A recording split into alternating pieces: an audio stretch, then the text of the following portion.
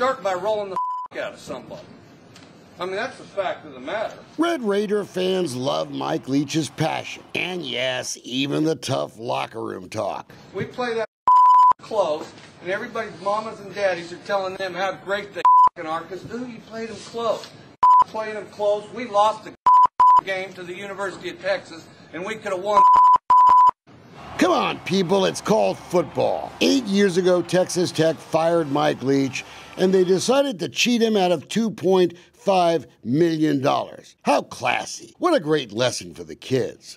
Now Texas Tech is teaching a new lesson to their football team and all the fans who deserve so much more. It's a lesson about honesty.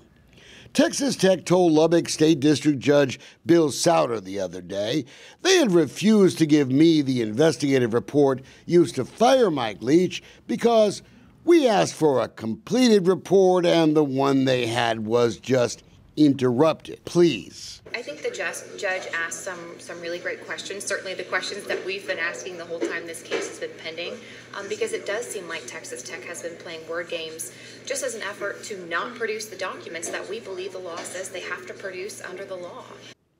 The judge didn't buy Texas Tech's word games, saying they didn't pass the smell test. The judge even suggested he'd be disappointed if they tried that story again. Get the hint? Today, Texas Tech is now talking. In Lubbock that night, Texas Tech bigwigs must have gotten together, huddled up, and came up with a brand new story. Forget what they told that guy in the black robe. They'd already released the Leach investigative report months ago. Wait till you hear this one. Boy, it would make Pinocchio proud. I was going to school till I met somebody. Met somebody? Yeah, two big monsters with big green eyes. Tech's newest story was that the investigation used to fire Mike Leach was just a single email, a couple of pages long, written by a staffer who wasn't even in the room when the allegations against the coach were made. It didn't even identify all the names of the folk they supposedly interviewed. Why, Monsters? Weren't you afraid? No, ma'am, but they tied me in a big sack.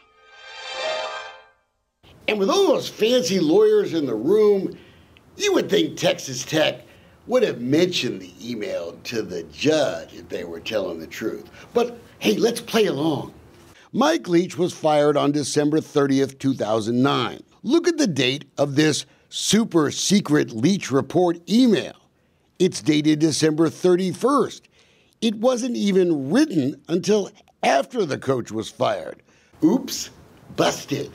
Kind of hard to believe that super secret Leach report email was the basis to fire Coach Leach when it didn't exist when he was fired. It was created the next day. You know, in the investigative world, us professionals call that CYA. Some folks even call it cover-up. Former Tech Regent Jerry Turner sent an email a couple of days later, realizing the so-called investigation had been botched. Not a single sworn statement taken. Quote, "It's serious." What did Texas Tech officials do then?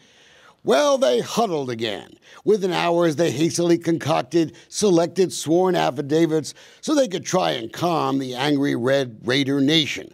A little crisis management PR. What's happened? Perhaps you haven't been telling the truth, Pinocchio. Perhaps. Oh, but I have. Every single word. Does Texas Tech really want you all to believe that fibbing to a judge is a great lesson for the kids in their classrooms? They owe Judge Souter an apology. Please, Your Honor. Miss Ferry, give him another chance. For my sake, will you? The university is hiding now hundreds of documents in the Leach case, and their secrecy is widening. Tech is now trying to hide payments to vendors of the football team and reports of sexual assault on campus. Gee, parents don't have a right to know that. Texas Tech regents now have a perfect chance to teach the kids a better lesson when they meet in Lubbock on May 17th and 18th.